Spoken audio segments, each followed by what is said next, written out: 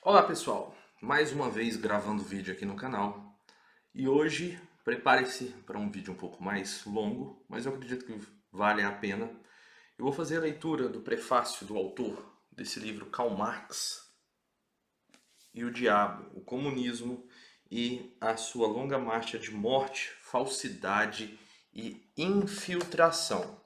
Bom, antes de fazer a leitura e comentários, gostaria de pedir que se inscrevam no canal, ative as notificações.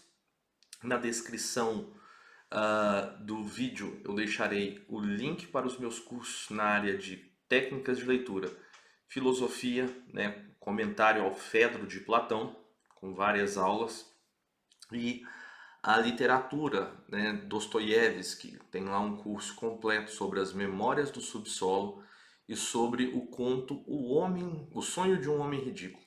Bom, então, se você tem interesse nessa área, lá você encontrará esses cursos e você também estará ajudando aqui o canal. Bom, esse livro, como eu comentei, foi lançado no ano de 2022 pela Vide Editorial, né, em outubro de 2022.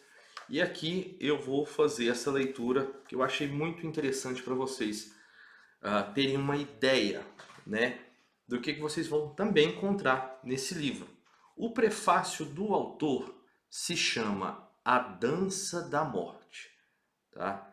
Preparem-se, espero que vocês gostem e no meio da leitura eu farei algum comentário que eu entender como pertinente. Os comunistas e sua máquina de matar.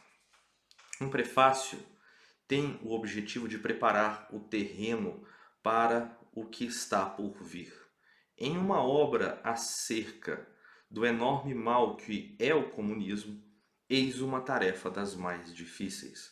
O festim sangrento da ideologia comunista mal caberia numa biblioteca inteira, que dirá num simples prefácio. É humanamente impossível passar uma ideia precisa da quantidade de vítimas deixadas pelo comunismo. Por esse motivo, restringirei estas observações iniciais a umas poucas páginas, apenas como um esboço geral da Dança da Morte, para citar um trecho do estranho poema de Marx, orquestrada pelas criações dessa ideologia assassina. É importante começarmos pelos números. Os números estimados de vítimas. Eles falam por si só, isto é, pelo comunismo. Qualquer ideologia com um rastro de sangue como esse não pode vir senão de forças contrárias a Deus. Não faz parte da criação divina, mas da anticriação de um anjo decaído. Não é da luz, mas das trevas. Um comentário interessante aqui é que se pode observar que as pessoas, como eu já disse também em vídeos anteriores, prontamente condenam o nazismo e o fascismo, o que é crível, o que é correto, enfim. Mas dificilmente nós podemos perceber, seja na mídia, nos jornais, nas séries, etc., há alguma condenação explícita ao comunismo, que fez dezenas de vezes mais vítimas, seja mais que o nazismo ou que o fascismo. Então, nos faz perguntar por que existe essa omissão. Bom, nenhuma outra ideologia política produziu tamanho nível de miséria e de pobreza, de repressão brutal, de violência pura em todos os países em que for implementado sob as mais diferentes formas, nas mais diversas nacionalidades, tradições, contextos, credos e etnias. O comunismo violou consistentemente e com a máxima frieza o espectro inteiro dos direitos humanos mais básicos. O direito à propriedade, à liberdade de imprensa, da livre opinião, ao direito de ir e de vir, da consciência à religião. Tudo foi violado pelo comunismo. A opressão provocada pelo comunismo no século XX foi tão grande que seus promulgadores com frequência recusavam aos próprios cidadãos o direito de sair, ou melhor, de escapar do destrutivo sistema imposto dentro das fronteiras. Em certos casos, chegaram a erigir muros para encurralar e cercar massas que tanto alegavam defender. É interessante sobre isso aqui citar dois outros livros que eu recomendaria para quem tem interesse nesse assunto, que é o Arquipélago Gulag, do Alexander Solzhenitsyn. Tem uma parte que eu sempre que eu falo desse livro eu me lembro, que era a proibição que pessoas foram presas por desligar o rádio, que naquele momento estava fazendo uma transmissão do partido de Stalin, e que as pessoas por desligarem o rádio eram presas, enviados para campos de concentração. Enfim, o próprio Solzhenitsyn foi preso porque foi interceptada uma carta sua onde ele falava das condições dos soldados. E também o livro Sussurros, do Orlando Figes, que vai falar do dia a dia também das pessoas ali que estavam passando por esse momento ali no período de Stalin. Bom, sigamos. Repito, o comunismo foi tão opressor que os seus defensores tiveram de construir muros cheios de cimento arrematados com arames farpados e patrulhados 24 horas pela polícia secreta com armas automáticas apontadas para os cidadãos, a fim de impedir que seu povo fugisse. Os símbolos máximos dessa repressão foram o Muro de Berlim e o zoológico de gente congelada, que foi o Gulag soviético. Citamos apenas dois símbolos dessa repressão, e poderíamos apontar muitos outros: os campos de extermínio do Camboja, a prisão de Pitești, na Romênia. Já falei desse livro aqui também no canal, tá? O porão da Lubyanka, da NKVD, a casa de execução em La Cabana, do Fidel e Che, e os modernos campos de concentração, como o Campo 22, na Coreia do Norte, ou os campos de Laogai, na China. Por onde começar? Por onde terminar? Aqui eu citaria uma outra obra que se chama The Cannibal Island. Tá? Não me lembro agora o autor, mas vai falar de uma ilha específica no período, se eu não me falha a memória, de Stalin, onde as pessoas foram obrigadas a praticar o canibalismo em razão da fome, o que também acontecia na Rússia, mas em razão da prática do canibalismo, há uma série de problemas psíquicos que acarretam desses atos de canibalismo. Bom, e esse livro, pelo que eu me lembro, só existe uma edição em inglês, tá? Aqui ele citou, tem um livro, A Fuga do Campo 22, que conta a história de um prisioneiro que teoricamente foi o único a conseguir escapar dos campos de concentração na Coreia do Norte. A redistribuição mais bem sucedida do comunismo não foi da riqueza, coisa que esse ridículo sistema foi incapaz de produzir, mas do crime como instituição governamental. Com tudo nacionalizado e tão centralizado, era como se o governo tivesse confiscado até o crime. E de fato houve poucos gangsters políticos mais eficientes que os líderes comunistas. Perto de um Pol Pot ou de um Nicolae Ceausescu, Al Capone fica parecendo Mr. Rogers, que aqui tem uma remissão, que é o célebre pastor presbiteriano e apresentador do programa infantil nos Estados Unidos de 1928 a 2003, muito conhecido por sua personalidade extremamente afável. Sigamos. Se considerarmos simplesmente a contagem de vítimas, não é exagero dizer que não há como comparar um Jeffrey Dahmer ou Jack Stripador com Felix Dzerzhinsky ou com um estuprador em série como Lavret Beria. Não dá nem para começar a conversa. Esse caso aqui de estupro tem até o caso do próprio Mao Tse Tung, né? Existe uma biografia que chama Mao, a História Desconhecida, de um casal. É um livro enorme, de umas 800 páginas, que eu já citei aqui no canal numa lista de 20 livros para estudar sobre o comunismo, que eu coloquei no canal, um vídeo antigo. Se vocês pesquisarem, vocês localizarão. O comunismo cometeu uma multidão de crimes não apenas contra os seres humanos individualmente considerados, mas também contra a civilização e culturas nacionais, escreveu Stephen Curtis, editor da obra O Livro Negro do Comunismo, lançada pela Harvard University Press.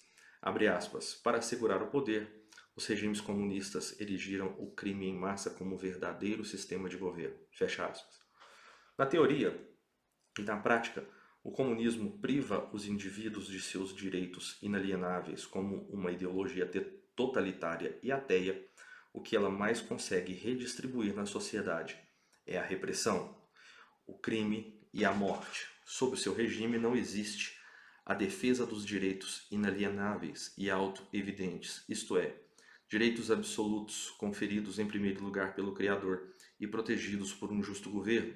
Seus governos não são instituídos entre os homens com o fim de assegurar tais direitos, como dizia Thomas Jefferson.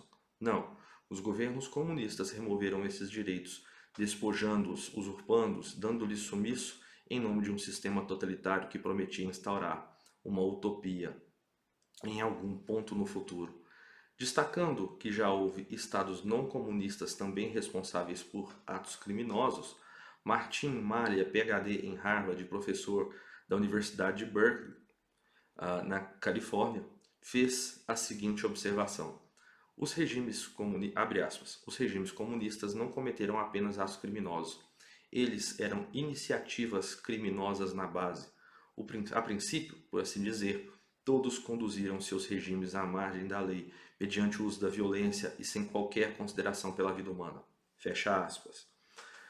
A cultura da morte criada pelos comunistas mostrou ser prolífica demais, fosse por meio da bala, da fome, da exposição às intempéries, da guerra ou do terror contra os cidadãos e inimigos do Estado, ou por quaisquer outros meios disponíveis.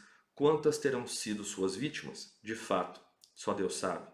Em 1999, o Livro Negro do Comunismo empenhou-se na tarefa impossível de tabelar o total de vítimas do marxismo-leninismo ao longo do século XX e chegou a um número aproximado de 100 milhões. Eis a lista detalhada: URSS 20 milhões, China 65 milhões, Vietnã 1 milhão, Coreia do Norte 2 milhões, Camboja 2 milhões, Europa Oriental 1 milhão, América Latina 150 mil mortos, África 1,7 milhão de mortos, Afeganistão 1,5 milhão, Movimento Comunista Internacional e partidos comunistas fora do poder, cerca de 10 mil mortos. A Victims of Communism Memorial Foundation, a Fundação Memorial das Vítimas do Comunismo, o principal centro americano para informações acerca dos crimes comunistas, menciona esta estimativa de 100 milhões de mortos. Poderíamos citar aqui inúmeras outras fontes que confirmam esse número. Com razão, o Dr. Malia observou que o registro comunista nos oferece o caso mais colossal de um morticínio político da história. E, no entanto, há algo ainda mais chocante.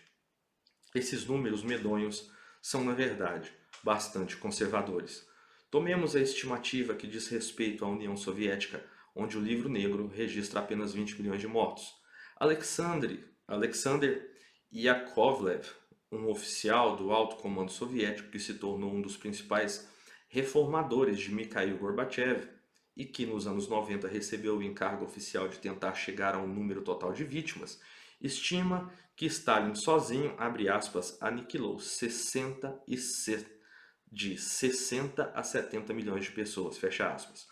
Seus números batem com os já estimados há muito tempo por figuras como Alexandre Solzhenitsyn, escritor dissidente e vencedor do Nobel, entre outros. A maioria das estimativas do número de mortos soviéticos, incluindo Stalin e outros líderes, passa dos 33 milhões, às vezes apresentando o dobro disso. Citando a obra colossal de R. J. Rummel sobre o democídio, a pesquisa de Solzhenitsyn e o trabalho do grande pesquisador Robert Conquest, além de outras referências, o Dr. Lee Edwards, especialista em história da Guerra Fria, estima que entre os anos de 1917, que foi quando aconteceu a Revolução Russa, e 1987, Os governos soviéticos foram responsáveis pela morte de 61,9 milhões de seus próprios cidadãos. Mas os bolcheviques tiveram um adversário à altura, quiçá superior. Segundo inúmeras estimativas, a China de Mao Tse-tung foi responsável pela morte de pelo menos 60 milhões de chineses, mais provavelmente acima de 70 milhões, de acordo com a pesquisa histórico-biográfica mais recente. E aqui tem justamente a citação da história desconhecida do Mao de Jung Chang e John Halliday, que foi a biografia que eu citei anteriormente. Sem contar os campos de extermínio instalados na Coreia do Norte, no Camboja, em Cuba, na Etiópia, na Europa Ocidental, na África e entre outros lugares. Entre estes, a pilha de cadáveres da Coreia do Norte certamente supera 2 milhões, referidos no Livro Negro. Sim, a mortalidade gerada pelos governos comunistas ao longo do século XX, em particular no período que vai de 1917 a 1979, certamente se aproxima da marca de 140 milhões. Isto é o equivalente a muitos milhares de mortos por dia no curso de um século inteiro. Nem Adolf Hitler chegou perto dessa marca. Na verdade, nem mesmo as duas guerras mais mortíferas da história, Primeira e Segunda Guerra Mundiais, que precisaram ser somadas e multiplicadas por 2 para equivaler à carnificina comunista. As piores estimativas de vítimas ao longo de toda a Inquisição Espanhola, que durou cerca de 60 anos, não se compara nem de longe ao grande expurgo de Stalin, ao primeiro de Lenin no poder. De vez em quando surgem na internet uns anônimos entojados, muitos deles millennials nascidos após a queda do Muro de Berlim, que questionam ou desconfiam desses números. Tudo bem, vão em frente, amigos. Repito, só Deus sabe o número real e talvez o diabo também o saiba. Afinal, o diabo está nos detalhes. De tudo isso, uma coisa é inquestionável. Essa foi e sempre será uma ideologia da morte, com uma capacidade limitada de estupidez e destruição.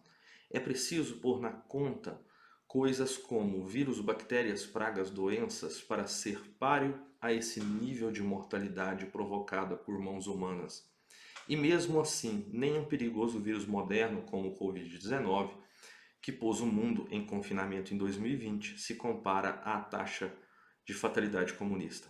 Abre aspas. A humanidade sobreviveu a todo tipo de pragas e doenças, fecha aspas. Indagava-se Ronald Reagan.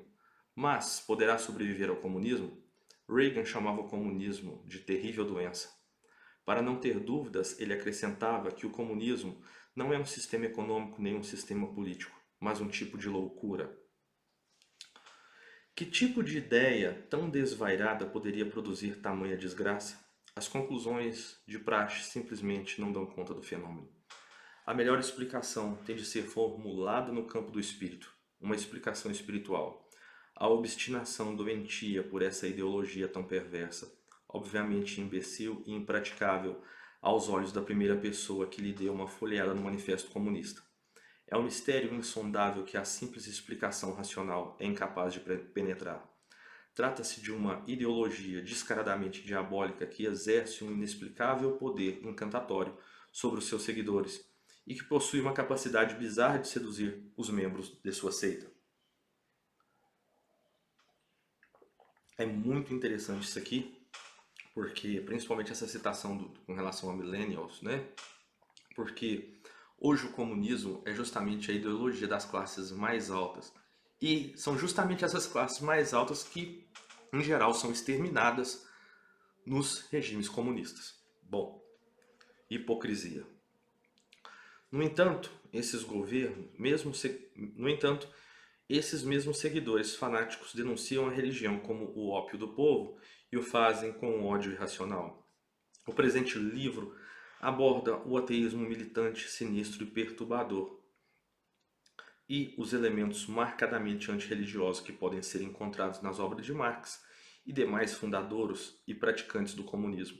Não chega a ser uma biografia exaustiva de Karl Marx, embora possa ser considerada uma biografia espiritual do sujeito, discutida em detalhes nas partes 1 e 2, contendo diversas páginas acerca de suas obras sobre a religião, inclusive suas menções ao diabo.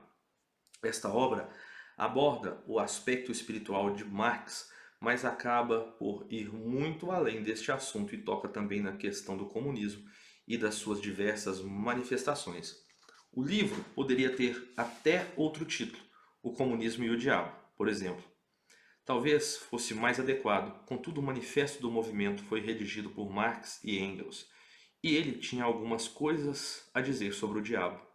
E coisas, digamos assim, não muito bacanas. O livro começa falando de Marx e em seguida passa para seus discípulos, muitos deles envolvidos com coisas medonhas. O ateísmo praticado por esses homens não era um ateísmo qualquer. É preciso dizer, logo de cara, que não encontrei nem apresento aqui qualquer evidência de que Marx tenha conduzido sessões espíritas ou se envolvido com missas negras e rituais satânicos, embora outros autores tenham especulado essa tenebrosa hipótese, que ele fala aqui do pastor do reverendo Richard Wurmbrand, que tem inclusive um livro sobre esse tema. De qualquer modo, é inegável que havia no pensamento de Marx, e particularmente em sua poesia, um ódio profundo e fanático pela religião, e uma certa dose de envolvimento com o lado negro. Como veremos nas páginas a seguir, é muito intrigante também o fato de que familiares e amigos próximos de Marx com frequência referiam-se a ele com expressões como dominado por um demônio, seu pai, meu querido diabo, seu filho, monstro de 10.000 diabos, Engels, canalha miserável, sua esposa, ou número marcante de pessoas próximas e colegas que não hesitavam em compará-lo ao Fausto ou a Mefistófeles, ou que usavam termos como possuído para descrever seu comportamento e assim por diante. Fausto, aqui é a referência à obra de Goethe, de 2 volumes, com o mesmo nome. E ali o diabo tem justamente o nome de Mefistófeles. O jornalista Karl Heisen, um dos seus amigos, não foi uma exceção entre os contemporâneos e biógrafos de Marx por observá-lo bradando ou recitando as palavras de Fausto e ter descrito sua zombaria, seu feitiço e seus olhinhos de doente. Claro que é só uma seleção e algumas dessas expressões talvez tenham sido ditas em tom de brincadeira ou expressas com um questionável senso de humor, embora isso não esteja muito claro em todos os casos. Chama demais a atenção a frequência de tais observações, seja da parte de Marx ou de terceiros. Os leitores perceberão que o número dessas situações é muito grande para que elas sejam ignoradas tão solenemente. E nenhuma figura que eu já tenha estudado ou investigado em qualquer biografia aparece descrita nesse linguajar. Estou certo de que todos os biógrafos que me leem, ao menos os que não escreveram sobre Marx, hão de concordar. Havia épocas em que Marx parecia possuído por demônios, registra Robert Paine no capítulo Os Demônios, em sua influente e revolucionária biografia lançada em 1968. Paine, um prolífico biógrafo de Marx e um respeitado intelectual e acadêmico, a última pessoa de quem esperaria uma acusação tão chocante a troco de nada, disse, abre aspas, ele possuía a cosmovisão do diabo e a maldade do diabo. Às vezes parecia ciente de que realizava obras do mal, fecha aspas. Mal até que ponto? Ora, é claro que não posso provar que Marx era satanista, nem posso confirmar que era vítima de possessão. Não me arriscaria a fazer esse tipo de acusação.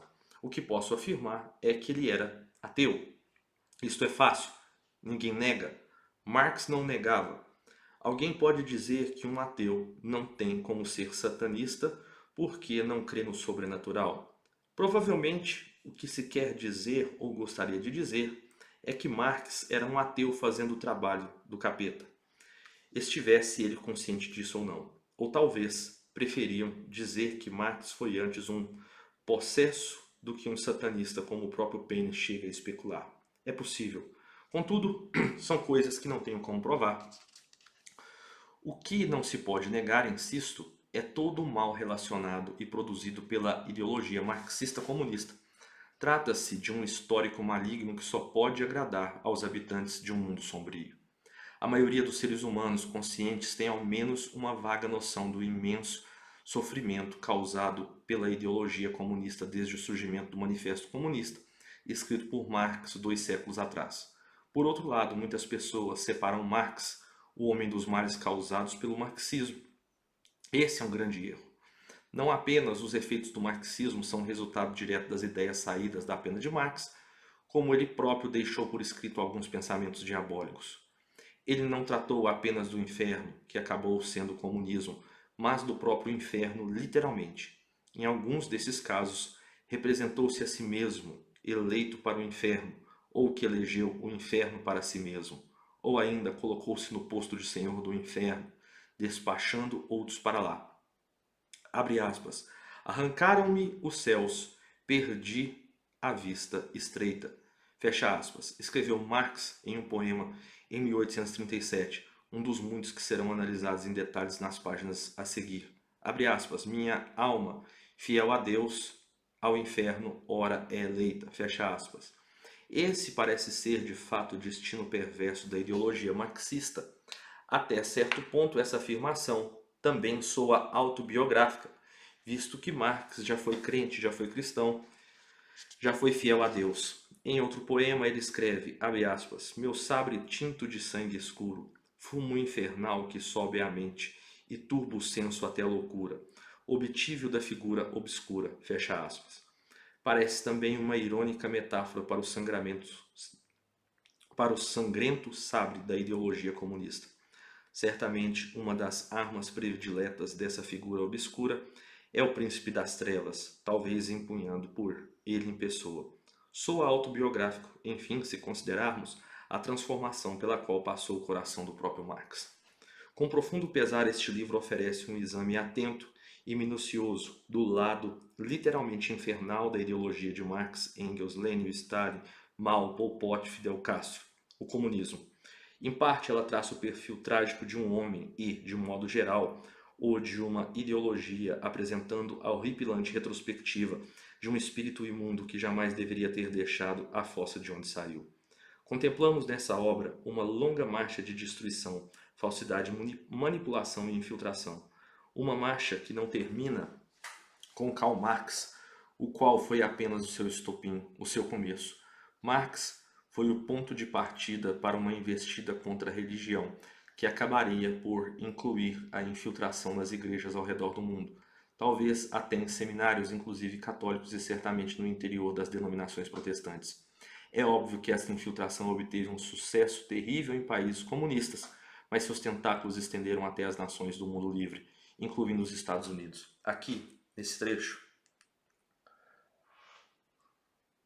eu gostaria de citar duas obras. A do padre Paul Kramer, que é a Batalha Derradeira do Demônio, que vai falar justamente da infiltração marxista na Igreja Católica desde a década de 30. E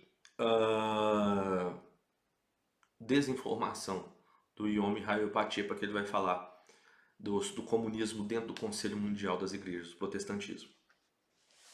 Bom, abre aspas, talvez lhe agrade saber que temos conosco pastores ativos em igrejas que pertencem ao comunismo, fecha aspas. Admitiu, com toda franqueza, Earl Browder, o secretário-geral do Partido Comunista dos Estados Unidos, a uma assembleia de estudantes no Union Theological Seminary, em 15 de fevereiro de 1935. Ele e seu partido deram início a uma agressiva campanha para criar uma frente única, puxada por comunistas e socialistas e aderida por uma coalizão mais ampla de liberais e simpatizantes. O objetivo era expandir o apoio ao partido, sua base e, sobretudo, seu programa, o qual sempre viu a religião como uma ameaça. Entretanto, comunistas e socialistas acolhiam com todo o prazer o apoio da ingênua esquerda religiosa, cientes de que tinham muitos simpatizantes das principais denominações protestantes, sobretudo entre pastores. Browder vangloriava-se de que ele e seus camaradas podiam citar de cabeça 1000 exemplos locais do êxito das táticas da frente única promovida pelo Partido Comunista. Essa penetração hoje ainda é muito comum de se verificar, né? Ele está falando aqui da década de 30, mas hoje tendo o protestantismo, e do catolicismo como vertentes como teologia da libertação, que o Yomi Pacheco diz que foi criado pela KGB, não sou eu que estou dizendo, no seu livro Desinformação, enquanto procurava novos recrutas para espalhar essa frente única por todo o país e em todas as camadas da população. Esse recrutamento incluía religiosos e a infiltração direta nas igrejas. Os comunistas saíam à procura até mesmo de católicos, justamente o osso mais duro de roer, devido ao anticomunismo institucionalizado, intenso e veemente por parte da Igreja Universal, sediada no Vaticano. Infelizmente, há condenação expressa do comunismo pela Igreja Católica, mas como eu disse, leia um livro do padre Paul Kramer, que vai mostrar essa penetração dos comunistas, e existe uma longa tradição de vínculos entre padres, né, dominicanos e revolucionários, eu estou dizendo aqui dentro do Brasil, tá? Com uma candura que não só era maior do que a sua falsidade, Browder disse que chegou a estender a sua mão amiga aos irmãos católicos. Nós sabemos qual partido que surgiu dentro da Igreja Católica, né? Um partido de esquerda. Um dos antigos companheiros de Browder, o ex-comunista J.B. Matthews, que havia conduzido a estratégia da Frente Única, observou que, em conformidade com o Código de Ética Comunista do partido de Moscou e de Lenin, a religião seria explorada para promover a revolução, mesmo que exigisse o engodo puro e simples. Ele chegou a declarar, abre aspas, não surpreende ver o Partido Comunista nos Estados Unidos comprometidos em um esforço sistemático para atrair igrejas, especialmente a Igreja Católica, para a armadilha das frentes únicas do partido, fecha aspas.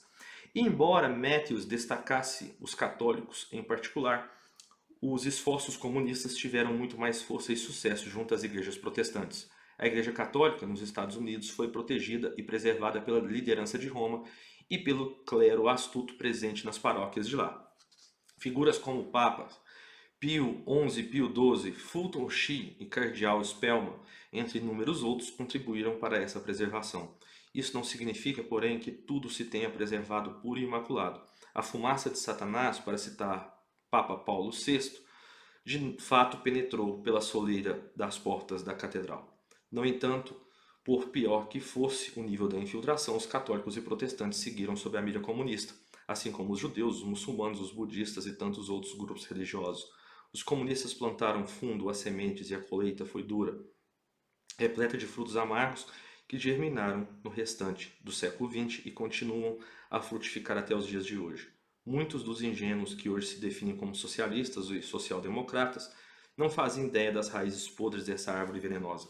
Baseando-se nos documentos que estiveram arquivados ou engavetados por décadas, alguns deles publicados ou citados pela primeira vez neste volume, o que constará nas páginas a seguir deve chocar os leitores e também alertá-los contra uma força destrutiva que não é apenas histórica e ideológica, mas espiritual e diabólica. Observações como a de Browder, Matthews e Marx são apenas a ponta desse iceberg siberiano. Outras inúmeras palavras tão alarmantes quanto essas foram tiradas dos documentos do Partido Comunista dos Estados Unidos, de depoimentos sob juramento dos ex-líderes comunistas, de uma inquietante seleção de lacaios, pagãos, malucos radicais. A coisa só piora. Sem dúvida, os leitores ficarão boquiabertos com o diabo presente nos detalhes. Espero que vocês tenham gostado. Um abraço e até a próxima.